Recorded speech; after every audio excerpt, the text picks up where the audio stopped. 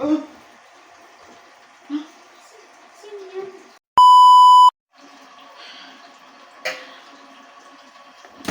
Mga walang hiya kayo? oh, Dito pa sa bahay? Ako ba naman, Sam? Sino yan? ha? Hindi ko alam. Akala ko ba nagtago ka na? Hindi ko na alam kung anong gagawin ko sa'yo. Pagod na pagod ako sa trabaho, tapos ganito pa yung maaabot mo dito pag mismo sa pamamahay ko? Ha? Ano? Ano ipapaliwanag mo? Asawa mo yan? Hindi ko sama yan. Ano ka ba? Maniwala ka naman sa akin. May asawa ka na pala. Ano ba? Hindi ko nga asawa yan. Sabi mo nakapangasawa. Eh,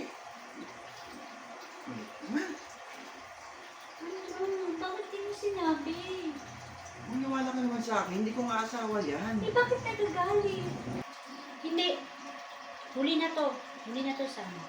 Maghihiwalay na tayo. Ayoko na talaga. Hindi ko na talaga kaya yung ginagawa mo. Bahala ka na sa buhay mo. Ayoko na. Diyan ka na. Te, saglit lang. Magpapaliwanag ako. Ikaw naman. Papaya. Ang gagawin ko. Nagalit na sa akin. Ayoko na talaga.